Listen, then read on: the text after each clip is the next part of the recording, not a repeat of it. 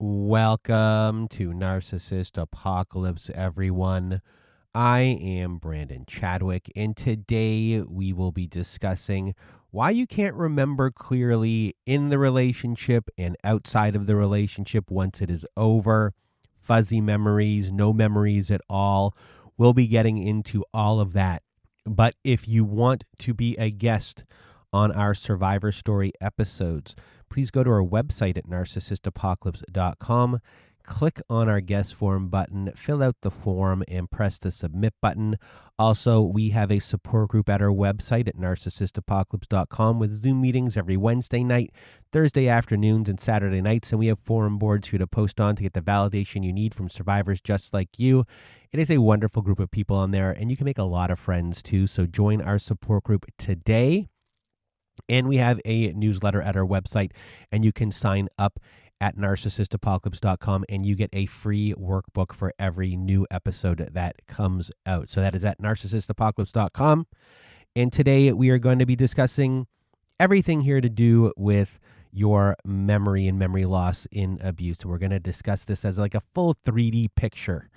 And we're going to name a bunch of clusters of things, understand how the brain works a little bit here. And there are several things going on here at once, and they're all just trying to produce the same result. So you stop trusting your mind. And hopefully once you see all of these pieces, see how you're viewing things. Maybe there's shame around memory not being there, having fuzzy memories. There could be a lot of shame going on. And we just kind of want to lower that a little bit. And hopefully you stop seeing things as something's still wrong with me or wrong with me. And you just start to understand a little bit more like what was actually done to you. And hopefully this can help lessen shame that you might be having.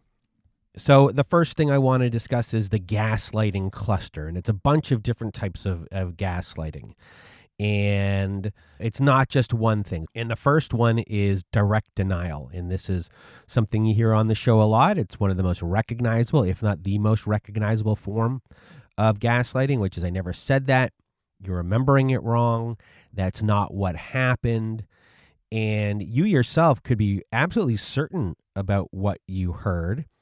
But the words, the tone, the look on the abuser's face when they're saying these things, they look like they're completely calm when they tell you that it didn't happen or these things never occurred or you're remembering it wrong.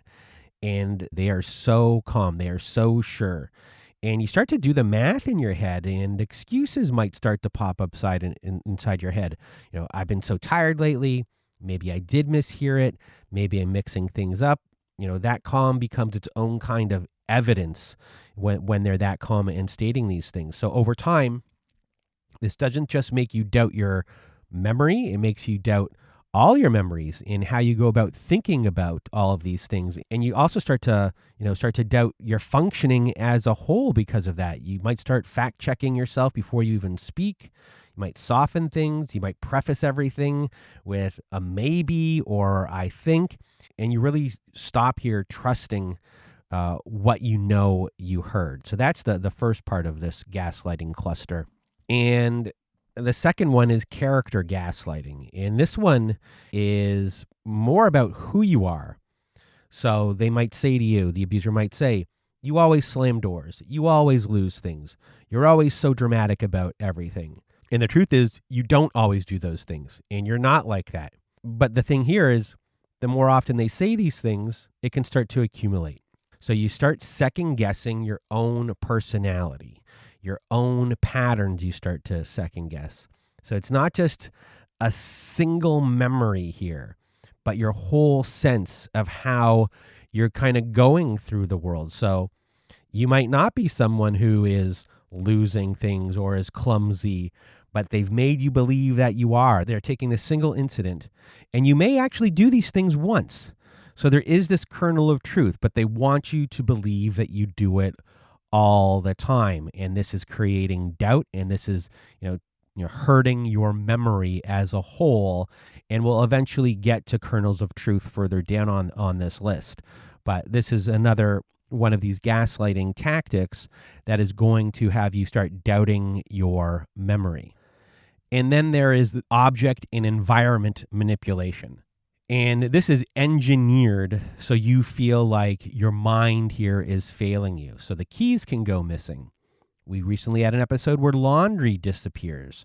Things are moved, they're hidden, they're put somewhere where you would never put them sometimes. And then there's this comment, and it could be a really casual comment. Oh, you're always losing things. You need to be more organized. So maybe one day you're standing in the kitchen and you're retracing your steps and you're really trying to remember where you put your keys, or you're in the laundry room and you're trying to figure out where the heck did this laundry go, and you can't remember. And the fact that you can't find it, it starts to feel like proof of what the abuser is saying about you. And there's proof right there. There's proof that you're scattered and unreliable and a little bit out of it if they start bringing things like this up. But this is engineered by them. You have no idea that they move these things. You have no way to know that this is going on. And that not knowing here really gets filed alongside everything else that you are no longer sure of. And this isn't your memory failing here. This is someone who is deliberately engineering that feeling inside of you. So this is the third gaslighting tactic that is on our list, which is creating doubt, which will eventually help erode your memory further or make things fuzzy. And the last one here we have on our list here for gaslighting is kind of like the first one, which is the direct denial. But this one is this direct denial after being caught in a lie. So you could have seen what happened, heard what happened, could be infidelity going on, conversations that they had, and you know what you saw. You're not interpreting anything. It's something like you've witnessed or heard with your eyes and ears, and then they will look at you and tell you that you didn't. It's like immediate on the scene. There's an excuse here that's going to happen that they're going to come up with, that they will tell you that your eyes and ears are not working. And a lot of times, because you're already exhausted, or the excuses that they're coming up with, or you're already doubting yourself in a dozen other ways, you stand there and you start to feel your certainty in these cases start to disappear. And like, you saw this with your eyes and you heard this with your ears, and they seem so sure about what has happened, and they don't seem to be lying. So you start to back off a little. Maybe you misread it, you might start saying to yourself. Maybe there's an explanation, and they're giving you explanations as well, possibly, as this is going on. Maybe I jumped to conclusions might start being said. But this here is its own category of damage that's going on. It's not just attacking your memory, it's attacking your trust in your direct perception in real time, in what you saw with your eyes or overheard or heard right there. So this is not just lying in the background, and this is lying in a direct denial of something you have seen or heard in that moment, which again, this is going to create more doubt within you, and combined with a lot of other things that we'll soon be discussing, this can start to make everything feel fuzzy, and memory issues can occur. And the next thing on our list that creates doubt and eventually can create memory issues and fuzziness in this relationship, in this abusive relationship, and it doesn't really get brought up a lot when it comes to the context of memory, but I think it really should. And that is a smear campaign. And when someone has been working on the people around you, your friends, family, colleagues, the community, those people start to react to you differently, maybe very subtly.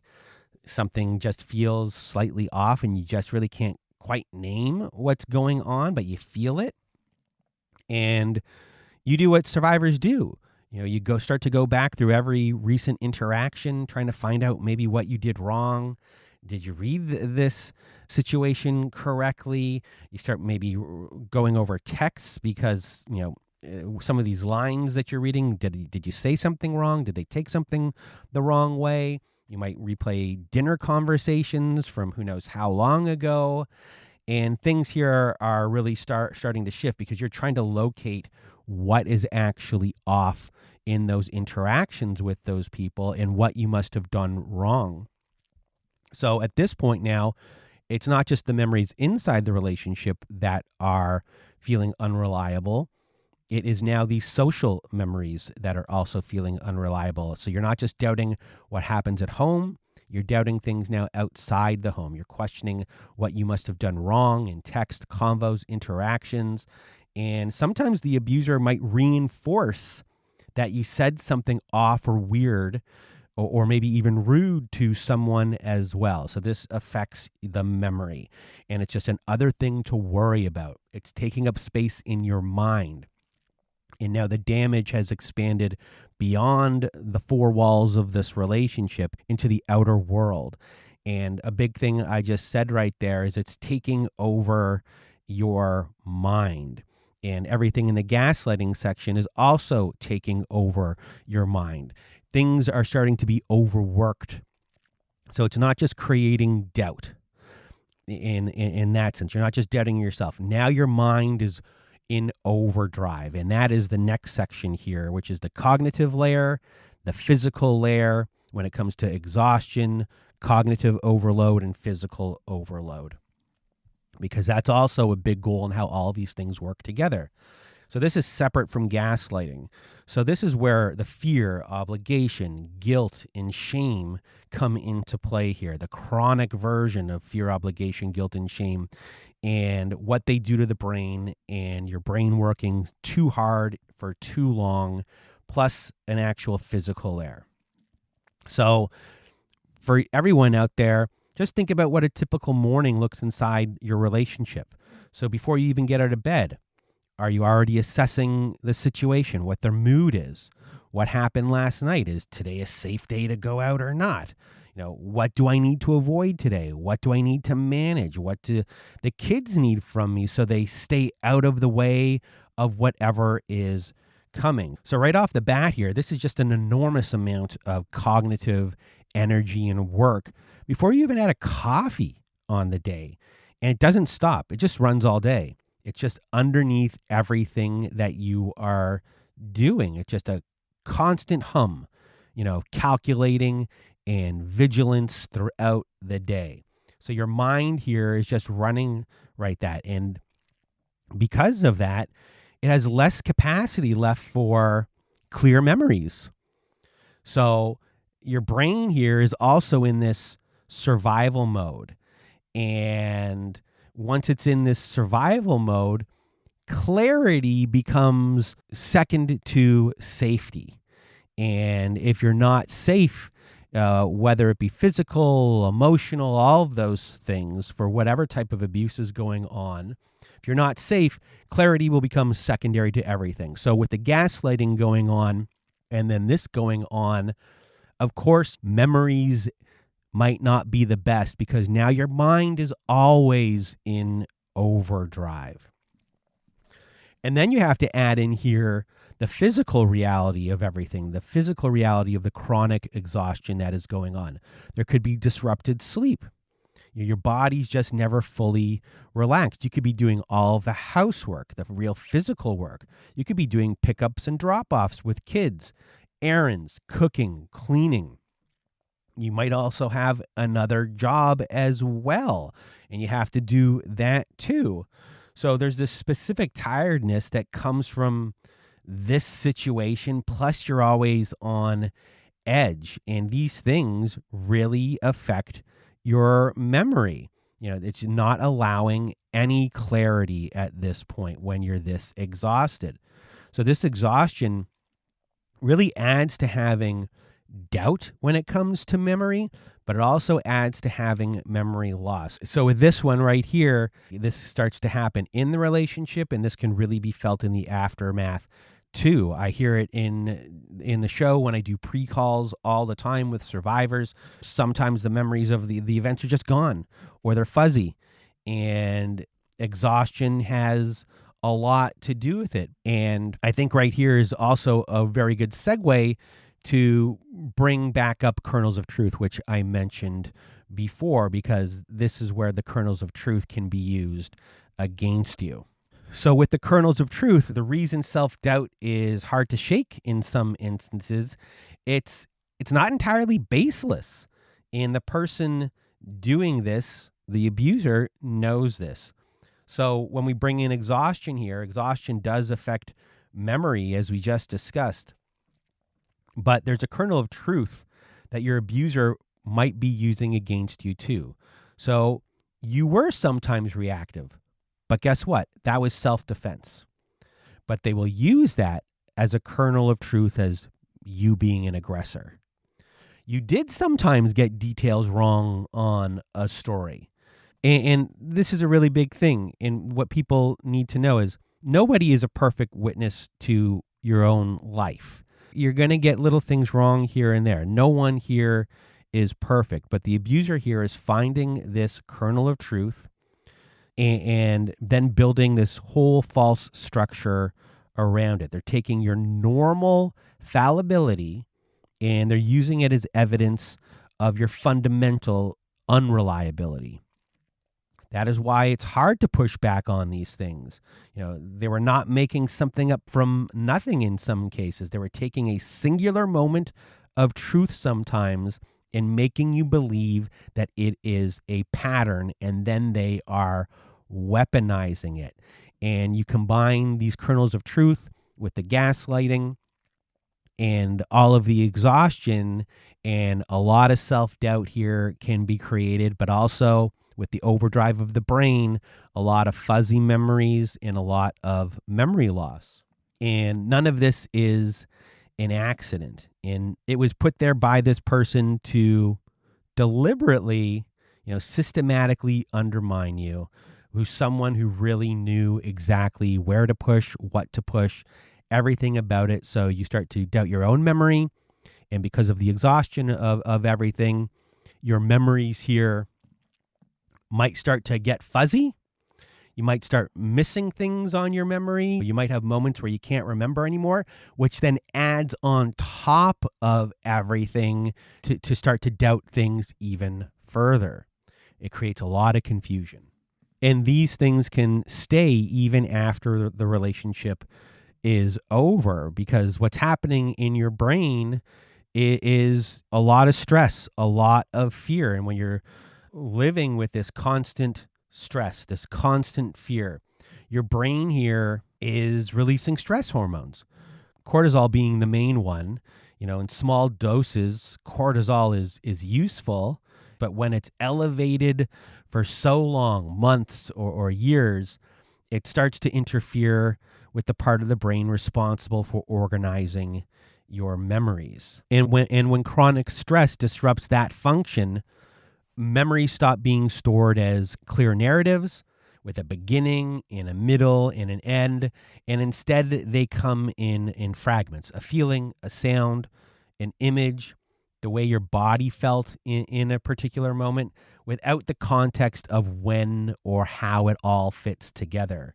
And then there's another part of your brain that is responsible for detecting threats and the emotional significance of those threats. And in chronic abuse, this part of your brain becomes hyper reactive, and it is essentially stuck on a high alert, and it starts flagging things as dangerous that would not register for someone living in a safer environment.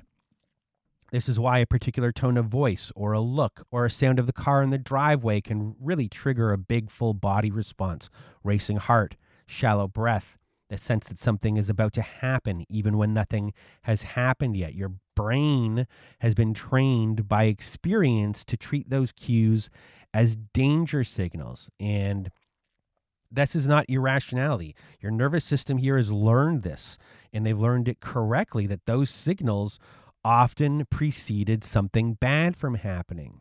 And this is where the research consistently shows that people who are experiencing trauma, have experienced trauma, have a much harder time suppressing or pushing away unwanted memories. And the brain can't easily file them as being over and done with, because the nervous system here, it keeps treating them as this danger. So they keep resurfacing. You can't just decide to stop thinking about it. This is how our bodies, our brains are made. And what happens because of that is the fragmentation, is the flashbacks, the nightmares in the aftermath, the hypervigilant, the inability to tell a story in a clean line. Memory loss and fuzziness here are normal. And now it needs time and safety to learn that that threat is over. And I hear this on the show a lot. Sometimes we've had episodes that we haven't been able to put some certain stories out because of the memory loss that has occurred and the fuzziness and the inability to tell their story in a straight line. And I hear that a lot in the pre-calls that don't make it to the actual survivor stories. And for a lot of people, they keep on saying to themselves, will these memories ever come back? Will the fuzziness go away? And a lot of survivors really expect that once they're out, that everything will finally make sense. The noise will stop, the fog will lift, and they'll be able to see things fully clearly for the first time. And sometimes that happens, but a lot of times it doesn't. And when it doesn't happen right away, it can cause shame in people. It could be very upsetting. And, sometimes these things take a lot of time. So in the aftermath here, another thing that can happen because of the fuzziness and because of the memory loss and not being able to put a lot of things together, even though you left this terrible situation, all of that chaos is gone. Some survivors might start thinking to themselves, was it really that bad? Did I overreact? Why can I remember this one thing but not that other thing? My memory here is foggy. Maybe the person was right. So more doubt can even set in even after you leave the relationship.